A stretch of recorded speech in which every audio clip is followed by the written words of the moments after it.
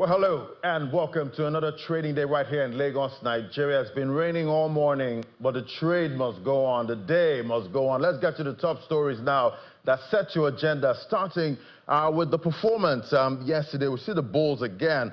They came out to play this week, 0.79%.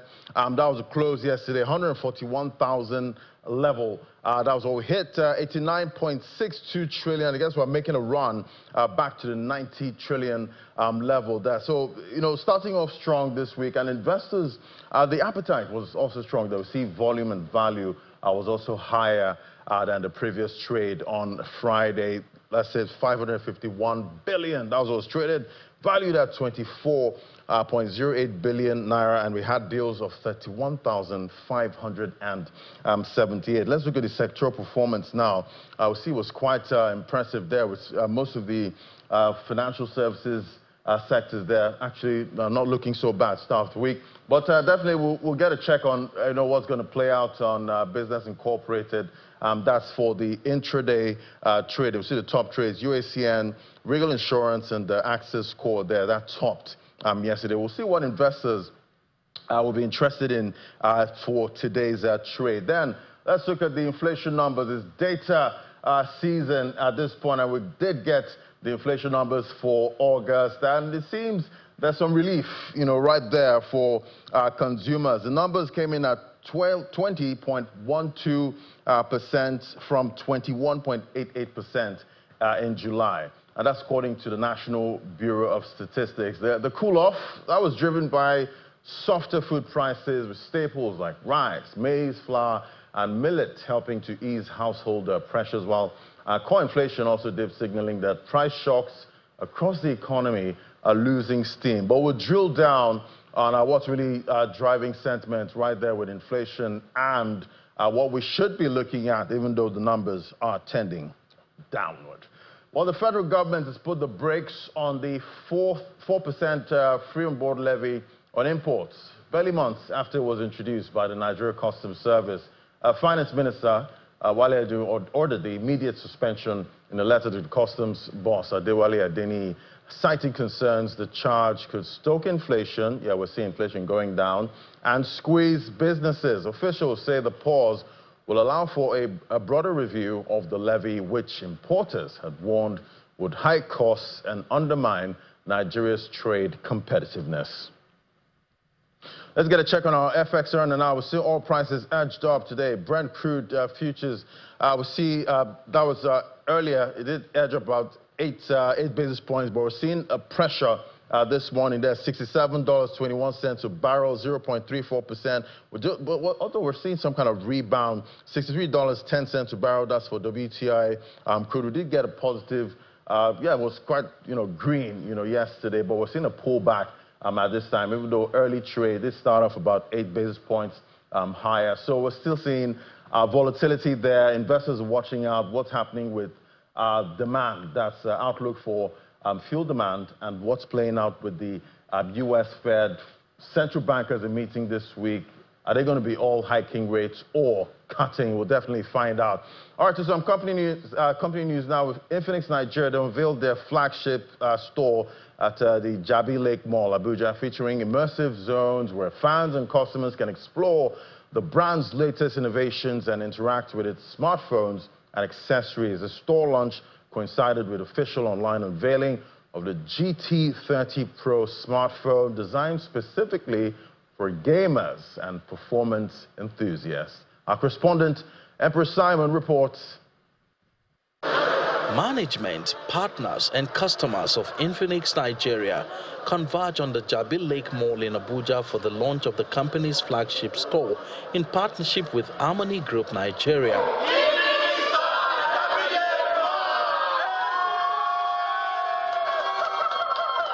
The store showcases the various brands of Infinix, ranging from mobile phones, gaming laptop computers, television sets of various screen sizes, accessories, among other items. Really really, if you want to experience the Infinix, community, the Infinix, everything about our devices, everything about our technology, everything about our innovation, we've created this store for that to happen for our customers here in Abuja. We're a brand that innovates, listens, and always wants to connect with its customers and fans alike.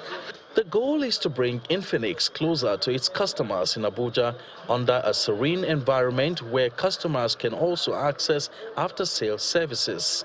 Nigeria remains a priority market for Infinix, and we, as a brand, we are committed to give everything Infinix. I consider my customer first, accepting this offer from Infinix to partner with them, bringing this flashy stock to Abuja, Jabi-Lake-More.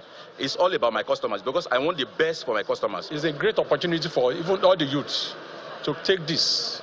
When you look at their phones, I was there yesterday, I saw the phones. I was marveled, I was surprised. An online official unveiling of Infinix's latest phone, the GT30 Pro, is anchored by the company's brand ambassadors, including Nigeria actress Bisola Ayeola. With an AMOLED display, the GT30 Pro is equipped with all the full FPS system and a 3D vapor cooling for top-tier speed and sustained performance. As you can see, that's the glory that is in my hand. This has been my favorite obsession since it came out. The GT30 Pro, a powerful gaming machine, and I'll tell you more soon. Today, I was able to play a few games on it. It's a phone for gamers, so if you're a gamer, that phone is for you. We will continue to deliver innovations as we go along that match global standard while staying very accessible to our Nigerian consumers. The excitement continues outside the hall as guests are entertained. Gamers also explore their passion. And to wrap up the event, Infinix rewards its customers with various gift items. Emperor Simon, Channels Television News. I would see Nigeria's Agriculture and Food Security Minister Senator Abubakar Kyari says bold, proactive policies are key to building climate-smart food systems that protect the environment, restore ecosystems, and secure better livelihoods for farmers. While speaking at the UN Climate Finance Forum in Rome, Senator Kyari highlighted Nigeria's new national initiative for a climate-resilient food system, which aligns with existing policies. According to the ministry statement, strategies are already underway to include distributing improved seeds, expanding agroforestry, and promoting sustainable soil management. All right, let's get a check on the commodities market now. Yes, we did get that, the inflation numbers for August, and yeah, it's better, easy. Joining us now, we have Dr. Ifeoma Nwakolos, Assistant Vice President, Economic Research, Financial Derivatives Company, joining me right here in the studio. It's great to have you, ma. Good morning. Good morning, Lady. Yes, so it's another drop in inflation. Yeah. Just the way that pen dropped right now. That's looking at the data.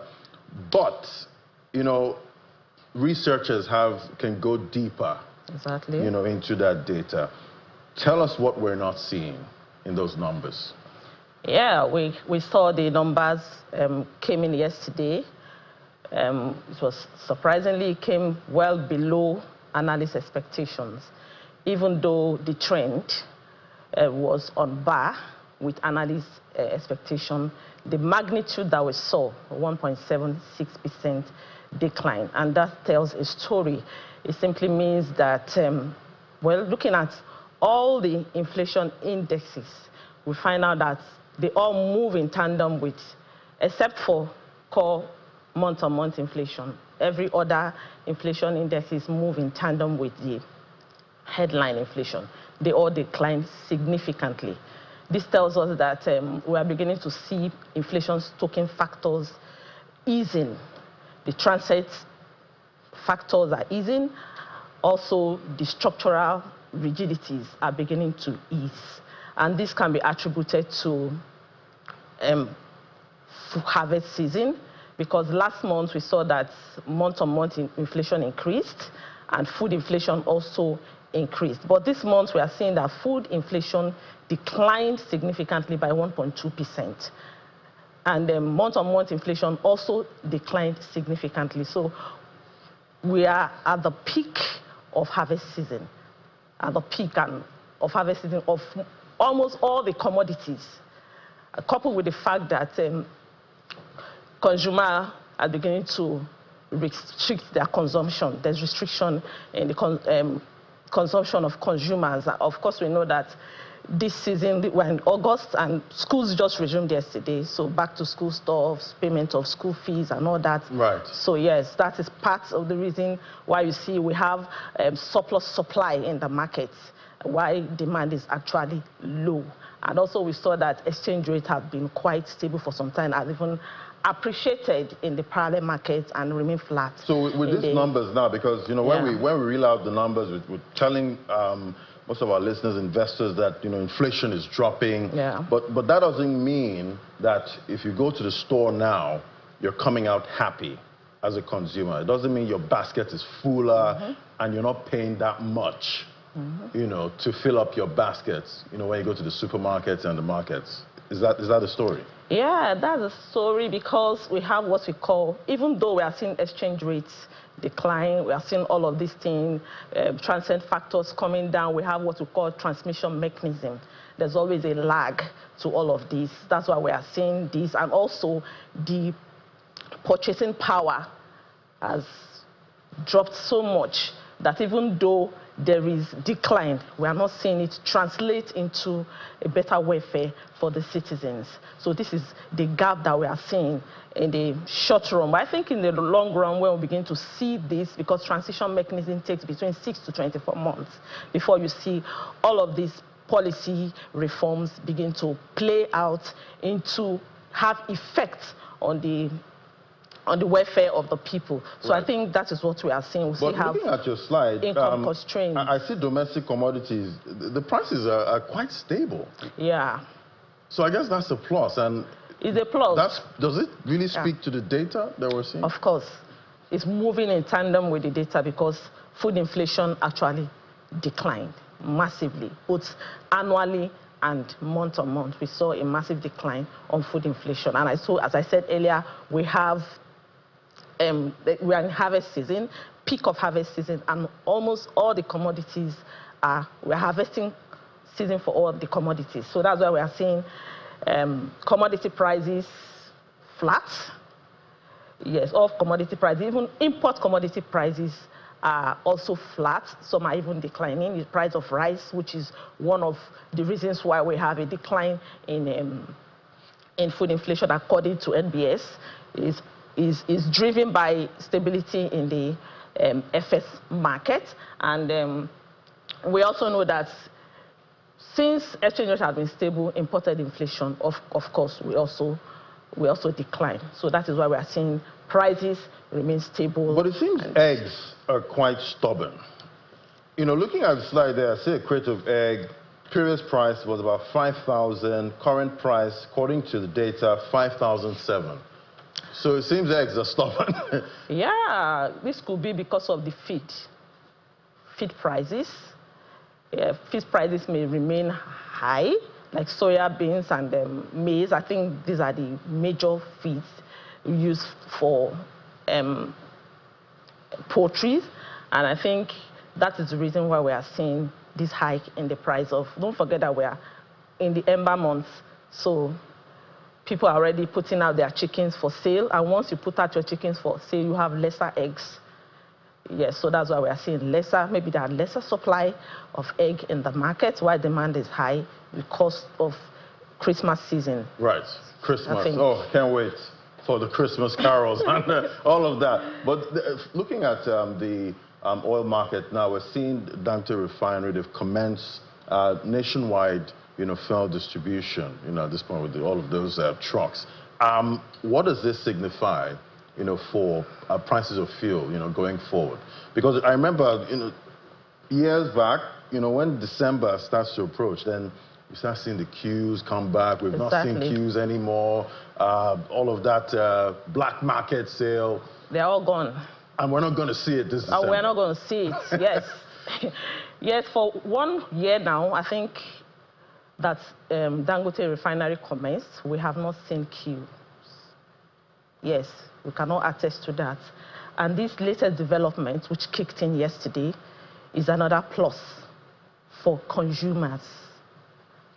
My major concern is the consumers, because once, if you look at fuel, you see that fuel is basically one of the highest or the largest expenses that both households and even manufacturers or producers embark on. This is where they spend most of their money, either buying diesel or buying PMS and all the rest. So once we see this, we're going to see more supply of energy. And once there's more supply of energy, it's going to have significant impact on sectors such as manufacturing sectors, telecom sectors, and the rest. And if that happens, of course, production cost is going to come down.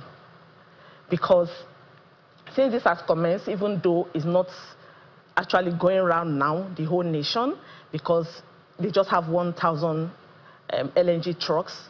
So I believe that when we see more of the trucks coming, it's going to go around. For right now, they are just focusing on Lagos, Southwest, and 5 other states, like the Federal Capital, Abuja, Delta, Edo, Rivers. So I think that's the major focus for now. But subsequently, I know that once the trucks come in, of course, they're expecting about 4,000 trucks. So once they come in, I think we are going to really see the impact. One, in logistic costs, which is going to impact prices. Also in production costs. Because if production costs declines, if you come to production, fuel is about 40% of production costs. So when this happens, of course, we are going to see it translate into cheaper prices of commodities. And we're going to see, once prices decline, of course, demand will increase. And when demand increases, of course, you know that demand for labor is also going to increase. So once demand of labor, yes, it's going to have forward, like a multiplier effect on the economy. Fantastic. Well, we're waiting to see prices continue to fall down, and we actually feel it when we go into the market strongly. Thank you so much, Dr. Ifeoma Nwokolo, Assistant VP Economic Research, Financial Derivatives Company. Thank you for coming on today. Thank you for having me, Ladi. Obviously, Africa Oil Week, that's underway in Accra, Ghana, bringing together global energy leaders, investors, and policymakers to shape the future of Africa's oil and gas and energy landscape with, shifting regulations, the push for energy transition, and Nigeria's recent amendments to the Petroleum Industry Act. That's sparking some debates. Stakeholders, they're watching closely. Joining us now to unpack this, we have Chinan Dekwal, Vice Chair, African Energy Council, joining me from Accra. Great to have you on the show. Good morning. Good to see you. Pleasure to be here. Fantastic. How's Ghana? How's Africa Oil Week? How's it moving along? Started yesterday. Yeah, absolutely. I think a bit rainy, slightly overcast at the moment, I'd say. So not too bad. But certainly, I think that the optimism and the vibe is electric. This is the first time that the Africa Oil Week is moving into West Africa. You would know that for the last decades, it was in Cape Town in South Africa. The very first time we're doing it here in West Africa, so much closer to home, much closer to a lot of what's happening here. So very optimistic and a huge amount of buzz for sure. Lots of CEOs are here, our very own, the GMD of NNPC, is here, and several others from the West African region. It's been very exciting. Yeah, so, Africa Oil Week, often described as a deal-making hub. From your perspective, what are the key themes and opportunities emerging this year? That's a great question, Ladi. So for this year, like I said, first time in Ghana, but you're 100% right. M&A is a big theme for this year, mergers and acquisitions, but also farm-ins. We're seeing huge amounts of that happening across Africa and the licensing round. So there'll be huge announcements that we expect for new licensing rounds. There'll be huge announcements, I think, for new M&A deals that people are putting out there. But also outside of that, I think, is also capital attraction. So, You would know there's also a place where we have big sort of pitches that people make, for new capital. We're seeing the new basins like the one in Ghana, the Voltian Basin, trying to attract new capital. We expect as well that a lot of the financiers, Afrexim Bank, African Development Bank, some of the huge multilaterals, all of them will be coming in to try to finance a big project. But I think one thing that's also unique about Africa All Week are the technical deep dives. And to be honest, in many of these conferences, sometimes we go there and we get lost in where's the capital, where's the M&A, where's the big thing happening. Sometimes the technical deep dives where we go into detail about what's happening in a particular basin and what we can learn and extrapolate to the next basin is often missing. There will be a lot of technical deep dives, that I know for a fact, and that starts today. And we keep, talking about a just transition, for Africa, from dirty alternatives. How do you see Africa, balancing the global shift to cleaner energy with the continent's heavy reliance on oil and gas revenues? But it also seems when it comes to that shifting away from dirty oils, we're seeing that narrative kind of slowing down in 2025.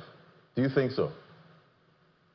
Dan, I agree with that. I think you and I have spoken about this many times. I think for lots of ways, I want to say, you described it really well, Laddie. There's a bit of a tension there. How do you monetize your, natural resources and make sure that it returns value for development for your country? But how do you do that in a responsible way? So that tension was always there. But I think you're right. Over the last few years, we've seen that slow down quite a lot. Why? Because many countries have pushed back. Some of the targets were unrealistic, that for a fact. Also, we've seen a big push from the US. Donald Trump has torn the rule book. We know that for a fact. And because of that, many banks really started to pivot away. Goldman Sachs, JP Morgan, Citigroup, all the companies that really took big positions on this front started to exit. And you know that once capital starts to exit, the narrative would slow down. So it is an opportunity for Africa still that we need to think about monetizing these resources in a very, very clever way. But we need to do that in a responsible way that returns value. The S in ESG, environmental, social, and governance, that S there is so important. It's often the one that is overlooked. Some people pay attention to the E, yes, but the S there, returning value to the general population, is something that I see that is very missing and something we need to think about very cleverly. And talking about something to think about, we see Nigeria recently moved to amend the Petroleum Industry Act, shifting certain powers, to the Ministry of Finance Incorporated as MOFI. How do you think this will affect, investor confidence and the role of the NNPC Limited? I know investors there would also be keeping an eye on this. Yeah, Laddie, so this is what you're describing there. This is just the proposed amendment that came out of, I think the announcement came out of the Office of the Attorney General, having got assent from the President. Of course, the whole proposal to amend the PIA came from the Ministry of Finance Incorporated. Honestly, at this stage, it's very early days. We're getting the key facts, and I don't want to jump ahead of myself, but I'll comment on it very specifically. We're getting the key facts around this, but there are a few things that stand out, and I want everyone to wrap their heads around it. Just so you know, currently how it stands is we have the Nigerian Upstream Regulatory Corporation, NUPRC, who is very much sort of the regulator, if you like. So NUPRC is the old EPR. It's the regulator in the space. Its job mainly is from it used to be just from a technical standpoint, looking at reviewing and approving field development plans. What that means is there's new development before, it goes into FEED, detailed design, and FID. NUPRC would work across the board to make sure that it makes sense in terms of development and all the way into FID. That used to be their job. Now, lately, from the new executive order, we saw this year, President Bola Ahmed Tinubu gave them more powers in the cost efficiency executive order. So what that meant now is that they will start to publish cost benchmarks. Once they publish those cost benchmarks and a company satisfies it, they get a tax exemption. So that's really, really great. Now, from NNPC side, so this is NUPRC, from the NNPC side, NNPC has always been the commercial entity that represents Nigeria in all the model contracts. What does that mean? It means if you have a joint venture for the Nigeria between Shell and the Nigerian government, it would not be the Nigerian government, it would be NNPC that would represent Nigerian government in there. If you have a production sharing contract, again, it would be the NNPC that will represent Nigeria in there. The new proposal that's come out has changed that entirely. It gives huge powers to NUPRC to continue to be the regulator in the space, but also to take on the commercial role of representing Nigeria in those contracts. So it's almost like a player referee. The NUPRC now becomes the player referee in that space. There are several implications to it, and I'll say a few. One, I can see the sense in doing this. It plugs some of the financial leakages that we see. It makes our fiscal terms more robust, and it removes over invoicing, misalignment in terms of implementing the PIA and all of that. It removes that. I can see that, and potentially would return value from a financial standpoint. But Ladi, the other part of this is from a governance standpoint, there could be huge implications, because all of a sudden the second part of the amendment says that the Ministry of Petroleum Resources, which is what we have right now, it leaves, it vacates its position as one of the owners of NNPC. NNPC literally moves into the Ministry of Finance Incorporated 100%. And because of that, if the Ministry of Finance takes that over, it almost makes the NNPC board redundant. And that's a problem for independence. A board is meant to be completely independent. Their decisions and their guidance is meant to be entirely independent. Once you change that and put it under a ministry, it completely has a different spin to it. All of a sudden, you're coming into bureaucracy. All of a sudden, you're coming into governance challenges, because they will be implementing positions from the ministry. So I think from that standpoint, there are governance challenges. And for me, I'd say this. Mainly from an IPO standpoint, we've been told that NNPC would IPO in 2028, and they're working towards that. I can tell you this, with this challenge, with this new amendment, personally, I think it makes IPO a lot more difficult. So I'm not sure what the headspace there is. We at the African Energy Council are still trying to understand it. We're still trying to work out what the key implications of it is, but I can see very clearly, financially, from a loss, from a leakage standpoint, we're plugging it, without a doubt. But I think from a governance standpoint, honestly, it sounds to me that there's going to be huge conflict, therefore, without a doubt. So these are just two changes. There are other changes as well, of course, to it. So if you look at Section 8, I've just spoken about Section 8 of the PIA. That role moves from NUPRC, from NNPC into NUPRC. There's also Section 85, I think, of the PIA. There's kind of change as well, and several other ones that have moved. All right. Ladi, did you get that? Yeah, I got it. So, definitely trying to plug those leakages there. That means taking the finances, running of the finances of the NNPCL, that moves to the Ministry of Finance. That means the NNPCL will make all of that money, will hand it over to the Ministry of Finance, and that way we can enjoy the benefits of, our oil and, refineries and all of that. But does this inspire confidence for investors, in your opinion, or is there a huge risk there? Yeah, so this is the point I make. This is, if I just focus on investors, this does not inspire investor confidence, because if you're going to put your hand in your pocket and take out money to invest in NNPC, you want to know that there's going to be very little political interference, there's going to be very little government interference. What this does is, it takes NNPCL and puts it squarely under the ministry. So it comes into bureaucracy, it comes under the guidance of people who simply be looking at the business of oil and gas simply from a commercial, financial sense. Operationally, it's a completely different ballgame. The operation of oil and gas is a completely different ballgame. It's not always just a financial play. So there is that tension in there. But I'll say this as well, when you look at how it is set up, being a player referee, it's not an easy role to play. It's not an easy role to play. But without a doubt, you look at this as well. Think about this. A couple of years ago, we had the central bank governor say that $20 billion was missing from NNPC. This change here would solve that, would solve those kind of opacity without a doubt, because all of a sudden, the person who is the regulator is also the player on the field. So you get consistent implementation. You get there very clearly the fact that when the revenue comes in, it gets moved into more fee.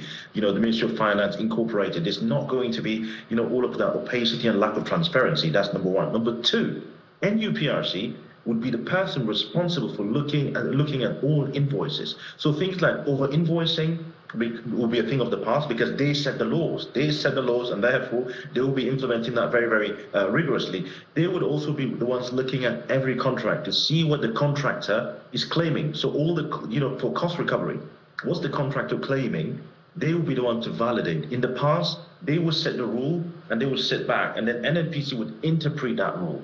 Now, that disparity between this is what we said and this is how it should be done was always there. It led to a lot of money bleeding through. In today's world, under this situation, you get a consistent application of that. And I think that's very attractive.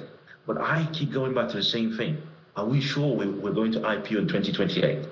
Because this new setup takes us further away from it. If you're going to IPO under the circumstances, you will not attract top dollar. I can tell you that for a fact. Because many people would look at the governance structure, and they'll be turned away from it. You've just appointed a board of industry professionals whom lots of us have voted as, the best of the best, and all of a sudden these guys are going to be redundant.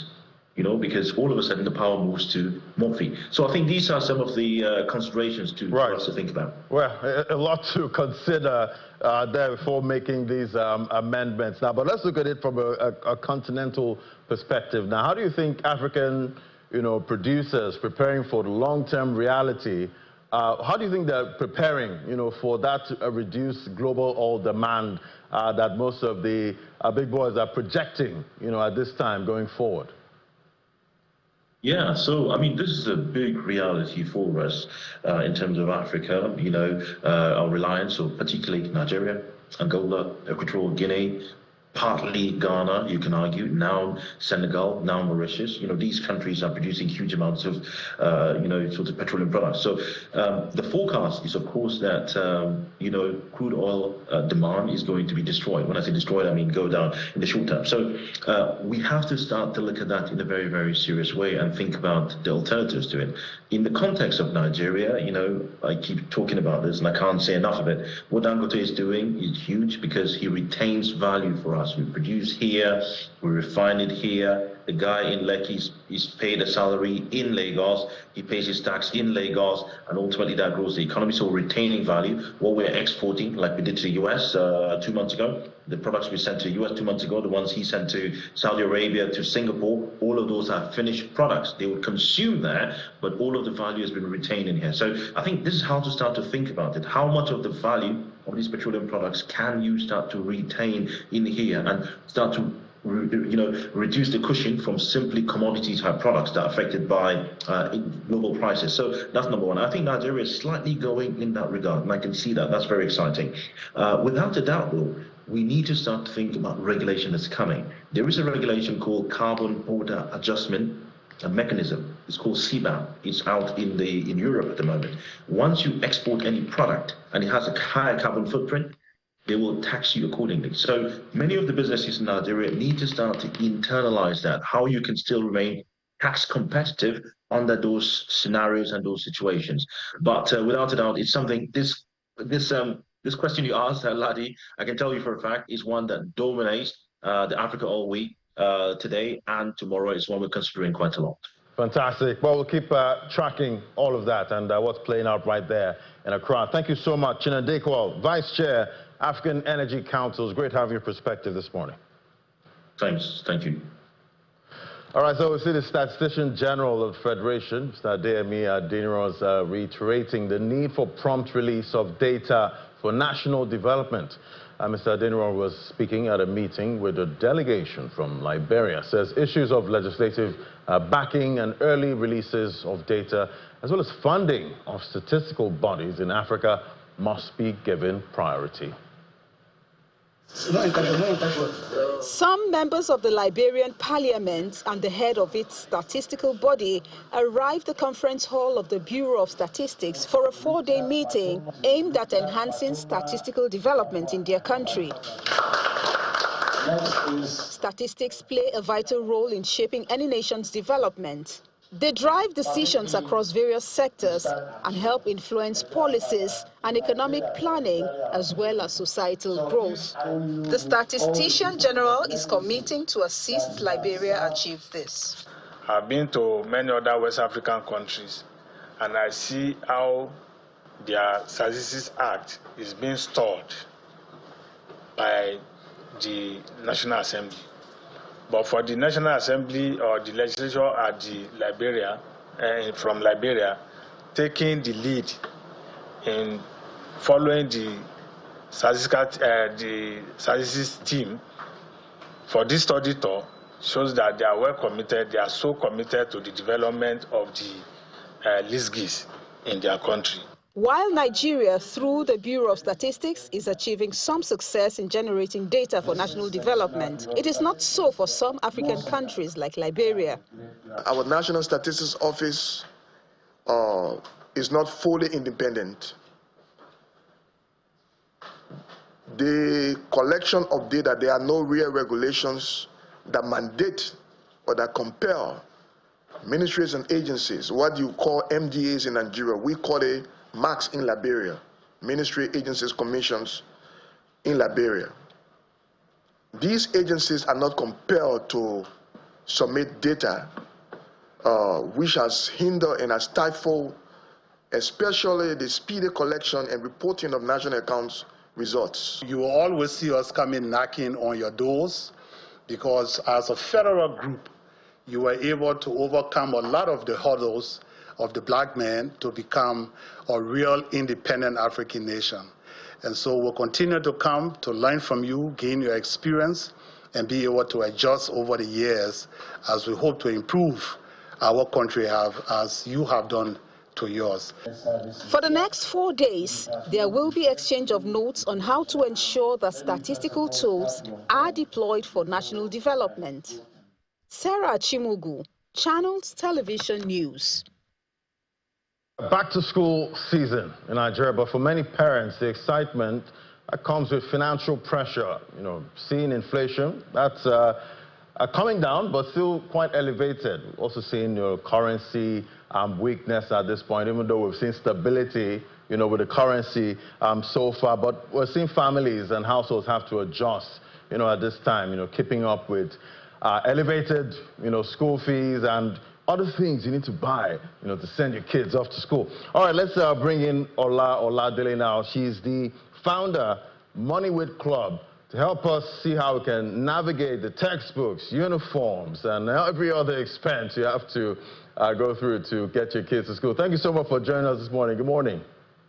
Good morning, Ladi. Thank you for having me. Fantastic. So I did, try to, put some a range there for some of the school fees, tuition fees at this point. And we see, if you're looking at maybe a low-cost school there, maybe from about 10K to 100,000 per term. Mid-range schools, 100 to 500K per term.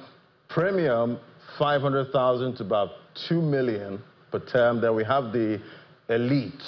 That's about 2 million plus, going up per term. And we hear there's some that are really, really high. Depends on if you can afford that, as a parent. But there's a cost of living crisis. Talk to me about the strategy here you think parents in Nigeria can adopt to actually survive this season. Thank you for having me once again, Ladi. So in terms of school fees, the first thing is for us to recognize that it doesn't just appear.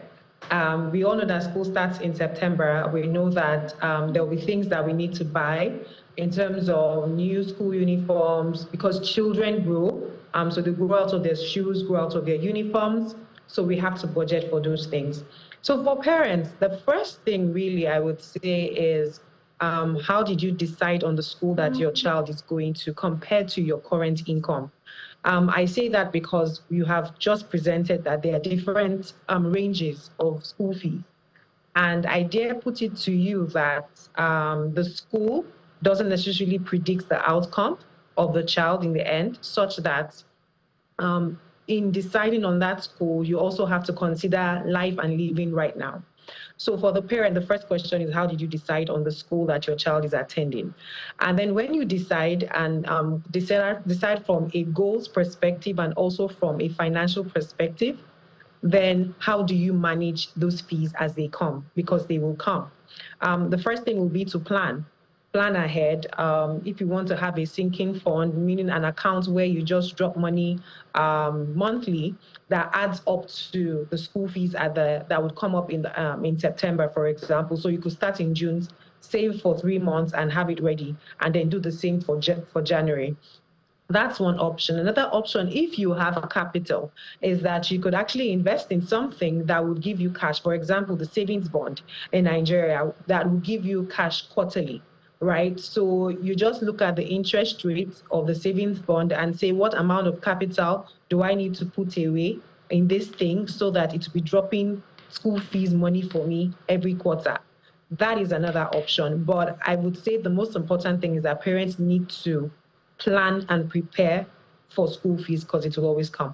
Right, and definitely we might see some parents have to maybe downgrade so they don't have to struggle to pay those high fees at this time. But we also have parents that say, you know what, my friend's kid goes to this school, and I want my kid to go to that same school, even though it's really, really expensive. That's the tuition. What's your advice to those kind of parents?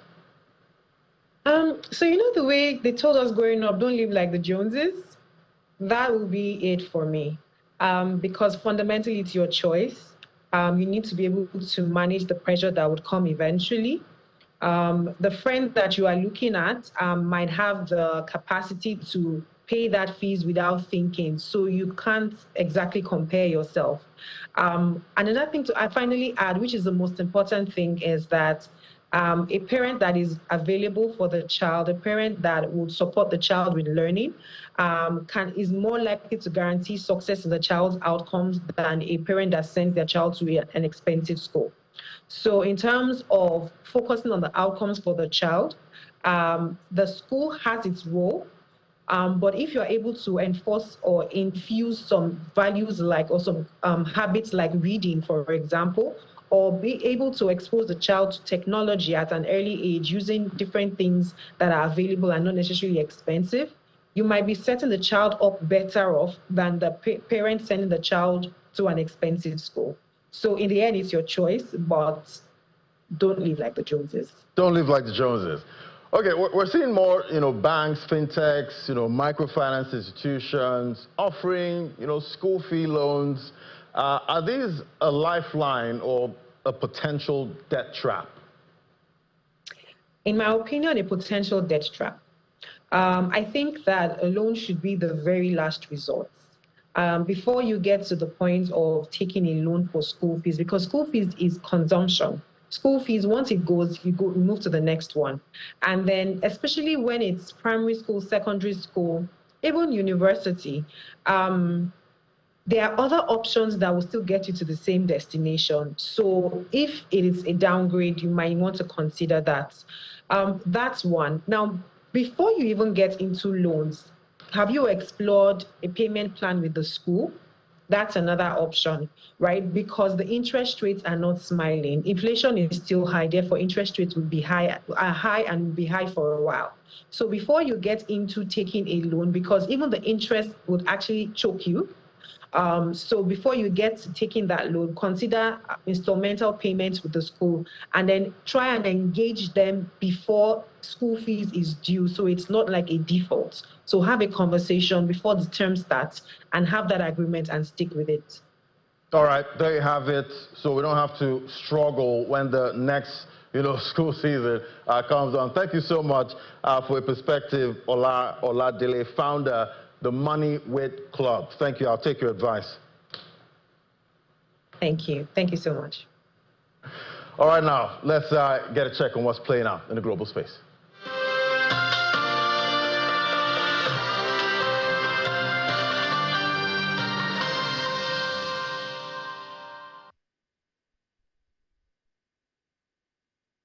All right, so it's rate setting season globally, but let's find out what's on the front burner this time. We see some central bankers, winning the war against inflation, while some are still struggling at this time. We also have the currency side of things, but let's get a check on what to expect as the rate setting season kicks off now. Let's talk to Julian Karagweshian, is a former special advisor, Ministry of Finance in Canada. Great to have you on the show. Good morning. Thank you for having me back. Good morning. Fantastic. So we see the central bankers are meeting. The top ones are meeting this week. We also have the U.S. Fed decision coming up this week. What are you expecting? Well, I'm expecting, given the increased softness in the U.S. economy, in the U.S. outlook, I think more of a negative impact in the short to immediate term from the tariffs and the trade war that was initiated by the Trump administration. I think because of that unexpected softness, or more than expected, I think they're probably going to ease a little more. So I think the easing cycle is going to be here for the rest of this calendar year. Right, and we see for the U.S. Fed, I believe consensus is 25 basis points cut. Are you expecting any surprises? Maybe 50, or maybe no cut? I'm expecting actually the baby step of about 25 basis points, and that'll leave them some additional fuel for a further rate cut at their next meeting this fall. I don't expect any surprises this time, but maybe the next meeting in later in the fall. Right, and we see other top central bankers meeting. I believe the BOE, the Bank of Japan. What are you seeing for those ones? Oh, I'm sorry, Ladi, could you say that again? Yeah, other top central bankers, they're also meeting this week. It's not just the U.S. Fed. What are you expecting, for other top economies?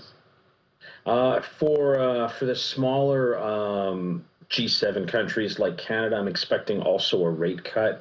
For the Europeans, if you look at the last IMF World Economic Outlook and recent updates to the outlook by the European Central Bank and others, you've seen a slight increase in activity in Europe and in the outlook. So I think the Europeans are going to hold steady, given that their margins for inflation are much tighter. So I don't think they're going to increase financial, or they're not going to ease conditions anymore. I think they're going to be in a holding pattern.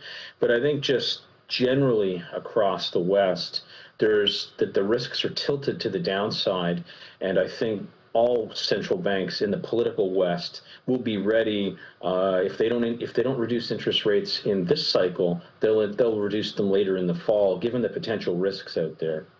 Right, and definitely we've seen gold. Gold has hit levels we've not seen before. We did hear central bankers were buying a lot of gold, so far, and they're still buying, at this point. And we see gold rising. We see the stock market rising at the same time. But it feels like it's telling us a story we can't understand, because normally if you see gold rising, the stock market should be going down. What is this telling us? Yeah. I mean, I think it's a fantastic question, because I think that's one of the key questions to ask. I think what could be going on is, I think there's the central bankers out there and others are seeing a market, U.S. and global equity markets that are very, very high. Price-earnings ratios are in some cases as high as they were before the financial crisis in some cases. And also at the same time, you see all this hedging going on with gold. And after the 1990s and early 2000s, when central banks were outdoing each other to sell gold, except the United States, except the Federal Reserve, now they're getting back into gold, perhaps as a hedge for an expected decline in the U.S. dollar. We're in this new era. We're in a transition from a U.S. dollar, U.S. economy dominated world into a new world where the global south is becoming much more important, where 75% of the world's population live. And there's a lot more trade between the countries of the global south. And you see currencies like the Chinese renminbi, and the Indian rupee, but particularly the Chinese renminbi, starting to become a global player, starting in the very early phases. And so there's dollar risk out there, and we've seen dollar weakness. And I think central banks purchasing gold provides a bit of a hedge against that. All right, thank you so much. It was great having your perspective. That was Julian Karagwajan, is a former special advisor, Minister of Finance of Canada. I know you're trying to catch a train there. Thank you so much for staying on. Thank you. Thank you. All right, let's get a check on the other top stories. Right now, see Tesla Inc. That stock surged in positive territory for 2025 after the CEO, Elon Musk, purchased about $1 billion worth of shares, signaling confidence in the electric vehicle makers' long-term prospects despite a turbulent year. According to a regulatory filing that was released, Musk acquired the shares September 12th through a revocable trusts, marking his first open market purchase of Tesla stock since February 2020. And in the UK, we see the unemployment rates remained at a near 4-year high in July. That's according to data released today, while pay growth that remained elevated ahead of the Bank of England's policy meeting. That's later in the week.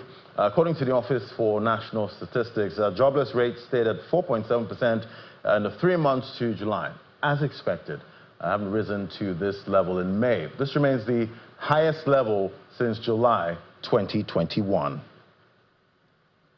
And Google have announced today that they've opened a new data center near London. It's part of a sweeping £5 billion, about $6.8 billion investment in the UK aimed at scaling up capacity for its AI-powered services and cloud infrastructure. The move underscores Google's push to meet increasing demand for services like Google Cloud, Search, Maps, and Workspace. And we also see in the USA, U.S. President Donald Trump's nomination. We're seeing the nomination to the Federal Reserve Board of Governors. Economist Stephen Moran was approved by the Senate in a narrow vote on Monday evening. Moran's appointment to the Fed board was approved in a 48-47 vote, with the confirmation now allowing him to participate in the Fed's September 16th and 17th meeting there. Moran was nominated by Trump to fill a seat abruptly vacated by former Fed Governor Adriana Kugler, with his term set to expire in January 2026, when the seat's original term ends. So definitely we'll see if he is as independent as they were trying to find out. All right, so right now we know trading is on right there in Nigeria's stock market, and we're seeing a marginal gain about 0.13%. That's what the investing.com terminal, that's what's showing right now. We have some key stocks now getting attention from investors, being the likes of ABC Transport, Academy Press, that's getting attention. Champion Breweries, that's up about 4.44%. It's still early trade right now, not enough to decide.